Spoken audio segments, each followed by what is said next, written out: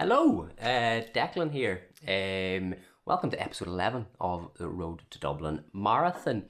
As most people know, this vlog is about my journey through the training schedule, a 16-week training block of marathon training. And it really started off as a personal thing for myself, just so that I could keep myself accountable to myself to a degree, that I was, having to report something each week. Being your own coach can be quite difficult at times, because you don't really have that accountability, that person to report in with each week. But having to do this vlog, at the start, I say it was just for personal reasons, but now that there's more and more people watching it and following the journey, it definitely does keep me much more accountable, and gets me out the door on those days that I maybe don't want to, or it gets me in the treadmill sometimes because I don't really go out the door whenever I don't have the time. But this is week 11 now completed, which means there's 5 weeks. I'm recording this on Tuesday, which means there's 33 days left. That's quite close. We're down to nearly 1 month left. Where has the time went? That 11 weeks has absolutely flew by.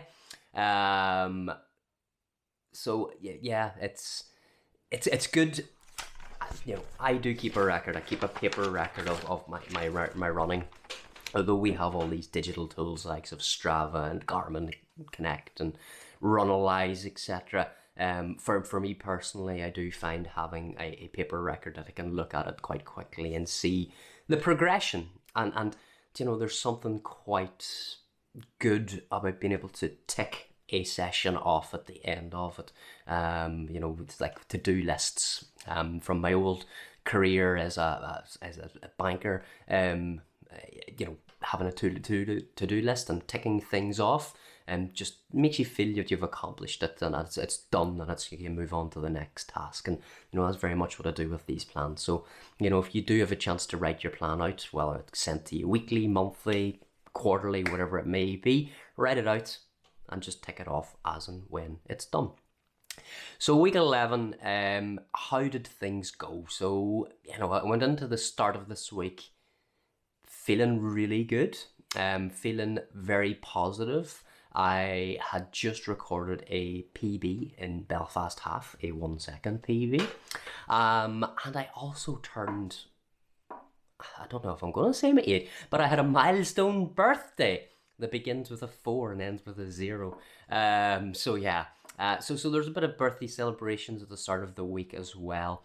But my birthday was on Tuesday of last week. And what better thing to do on your birthday than go to the track and do mile reps? The plan was to do some mile reps, get the legs turning over again after the half, and keep that sort of intensity up.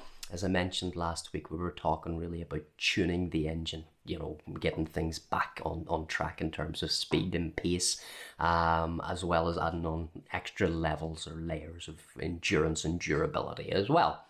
So down to Meadowbank track around lunchtime for 5 by 1 mile reps.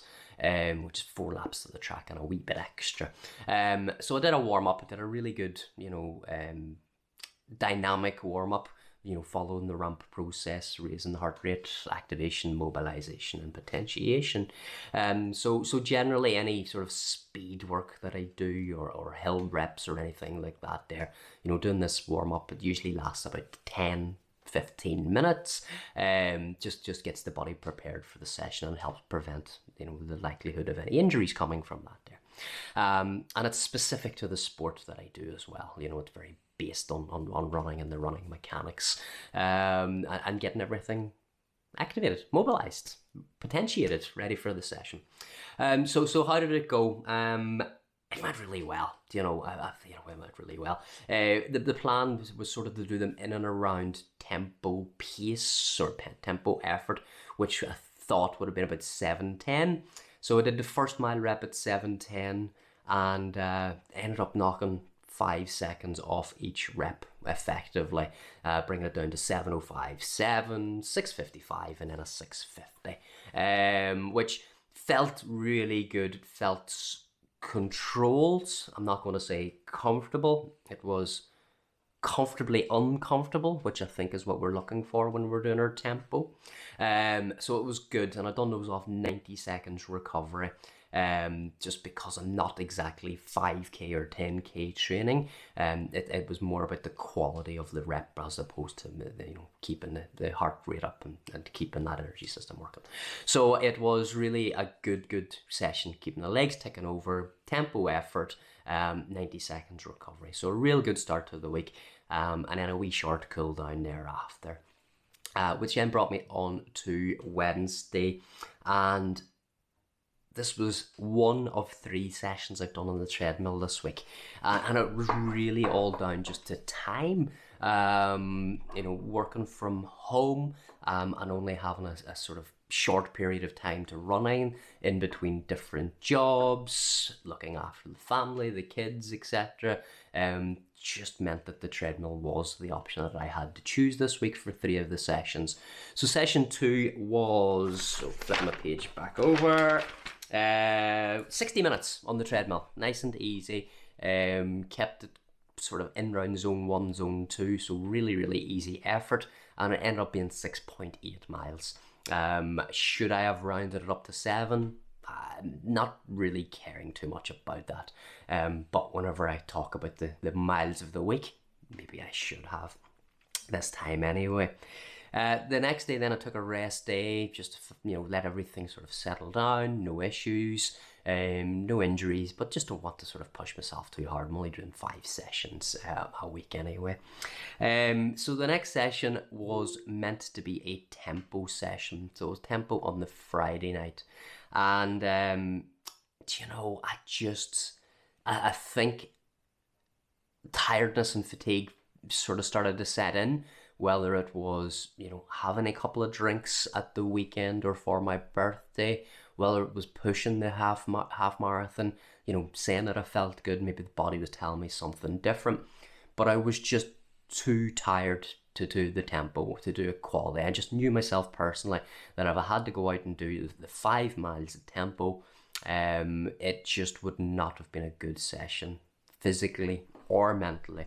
So I made the decision to just go jump onto the treadmill and just do 7 miles. 7 miles, easy pace, working on that aerobic system, getting the legs moving, and just getting a session in rather than the session. Did I miss my tempo this week? No, I didn't, and I'll come back to that later because I amalgamated 2 sessions later on to bring it together. Saturday at home with the kids, there were 2 out of the 3 of them, so again it was just a little treadmill run. It was 4 miles, easy run, again nothing eventful happened, sort of with the treadmill runs, it actually did also give me an excuse, or maybe used as an excuse as well, because I was watching that new series, Dahmer, and it was intriguing, and it was a chance to sort of double things up and get that watched as well, because time is very sensitive with myself. Which leads me on to the last session. So the plan was 22 miles easy run, so big long endurance run. And on Saturday evening, I spoke to the family because it was my daughter's birthday at the weekend, and she had a sort of day planned out with her mum on the Saturday, and I was home with the other 2. So the Sunday, I would normally take the kids off to park run, or a junior park run, but I had a conversation with them and said, do you mind if I go and run a marathon? So not ideal to run a marathon in prep for a marathon if you go and race it. If you take it sensibly, and you've got a bit of endurance, which I probably have in abundance from the ultras earlier this year. So yeah, I took myself down to Monaghan on Sunday morning, and the plan in my head as I was driving down the road was to do 22 miles nice and easy, steady paced run, and then jog out the last 4 and a bit miles. Just gets me an extra marathon done, gets me one closer to the 100, whenever you're that close to the 26 miles. And I am quite sensible, although I don't look at most of the time or act it most of the time. But with this training block, I have been really sensible. So, was I sensible on the day? Well, the start of the Monaghan Marathon starts just outside, starts in Rossmore Park. It's slightly changed from what I've done in the past. And you then run into the town, do a loop of the town, and come back and do 4 loops of the park. So I sort of pottered out from the park towards the town, and for the first 5 miles I was in the lead. So the marathon was quite a low key, it wasn't a big city marathon or anything like that. There wasn't a huge amount of competitors. More so we were doing the half marathon or the 10k the day before. But being in the lead was not part of my initial plan going out at the pace, but it was one of those ones where I feel good, I feel grand here, I'm just going to run at this pace.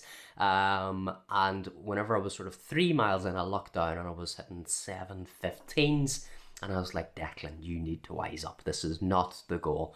This is not your A race for the year. Just slow it down. So what I ended up doing was getting myself back in off the loop of the town, back into the park, and at that point then I pulled the pace way back. So I ended up doing 5 miles tempo, pace, effort, followed by a 21-mile easy run. And it was very easy. At no point did I feel tired, lethargic, sore. So it was a good long training run. Not quite what was on the plan. Not what I would recommend for others to do. Unless you've got the experience of marathons, or they sort of know how to pull back the pace. Because, in reality, I probably could have pushed on that day, maybe got a podium finish. Looking at the top 3 results, it would have taken a 3:38, 3:39 to get in the top 3. So I could have done that, but I say I would have left myself really tired and not in the position to attack the rest of the plan going forward.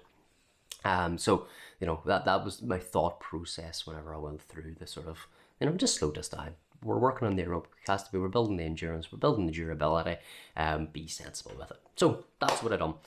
So I did a marathon number 56 in total, but a long training run as opposed to a raced marathon. So I really enjoyed it. Lovely t-shirt, lovely medal, great support throughout the event. Lots of familiar faces that we see at these events as well. So well done to Monaghan Phoenix Running Club for putting on a super event for everybody there. So what was the weekly miles? 49.8. So should I have rounded up to the 7 on the Tuesday or the Wednesday run? Nah, well, I would have got to the first 50 mile week of this block, but we'll get that next week, or this week that we're in now, as we're ramping back up. So, what did I learn this week? Because, in effect, we learn something new from every run, from every week, from every training block that we do as well. The run itself, the marathon itself, the long easy run with a tempo at the start, I didn't fuel properly the day before because it was a sort of a surprise to myself. So I hadn't ate enough, I hadn't drank enough, I hadn't taken enough hydration, I hadn't done my usual routine for a marathon. So there were a couple of extra loo stops, toilet stops, that weren't really anticipated. I hadn't my tailwind made up. I was sort of working off water and, the couple of Jaffa cakes. So, I say it was a long training run, but at the end of it, I did feel really, really hungry, really famished, and that's down to not fueling properly the days leading up to it. So those are the things we'll get right during our taper, the 2 to 1 week taper. This following week, the week that I'm in now, I've got 5 sessions planned. I'm going to do, I'm looking, I know what it is. I think it's looking here, but this is what's planned on the plan. So we're going to do a tempo. We're going to do some split tempos today, which will be fun. Then we're going to do some easy runs. We're going to do a continuous tempo, an easy run, and then the long run. The long run that we're doing this week is down at Mary Peters Festival at the Econ Centre, or the Maze site. So that'll be a good event, a good chance to sort of try and nail the race day nutrition, and replicate race conditions as much as possible. Plan is to do 20 miles at the event. There is a possibility that I might do an extra wee bit just to get another marathon done, but we'll see how we feel in the day, and we'll see how the organisers say about that there as well. Then we'll have one more long run, and then we're starting to taper down from that there. So look, all in all, I'm really happy. Finished the marathon, able to walk, able to get about yesterday. I'm going to go out and do my tempo runs today. I'm hitting the paces that I want to hit. I'm being comfortable with everything. And another thing that sometimes I sort of look at, and I haven't really done this training block, because I think it does look after itself, but there is this, I'm going to say, sometimes runners get obsessed with their weight or race weight and things like that there. And, we had a real good conversation with Karen Lawler about this here, which I'll link the video to. I'm not exactly sure what part of the video, but it was all about, weight loss and running. And we do know the lighter that we are, the easier it's going to be to run. But whenever we're training for a specific event, is it worth going into a calorie deficit to lose weight, to get to race weight while you're training for a marathon? To lose those 2, 3, 4 pounds? And the answer was no, it's not. You get more benefit of eating enough calories, making sure that you're recovering well, that you're getting good quality food in, than putting yourself into that deficit and trying to drop the weight down, because you want to leave yourself injury free. You want to leave yourself energized enough to do your sessions, which we're not really going to get if we're going into that deficit. There's a time for that there, and this is not the time for it. So that's a big takeaway for myself personally, because I think previous marathon PB attempts, I would have been in a calorie deficit and dropped weight by about a month out from the marathon, and that's perhaps why I sort of felt very fatigued, pushing towards the end. Okay, so guys, look, thank you very much as always for watching and following on with the vlog and the journey. I really do appreciate all the messages, on the comments and likes and everything that comes from these here videos, as well as on the social media channels too. We'll check in next week. Next week leaves us 1 month left with 1 week of hard training. I hope everybody else's training is going to plan. If it's not, don't be panicking. Remember, you cannot cram sessions in. It will do you no favours whatsoever. Just turn up to the race in the best condition that you possibly can, based on the sessions that you can do. Guys, thank you very much. I'll chat to you all next week. Bye-bye.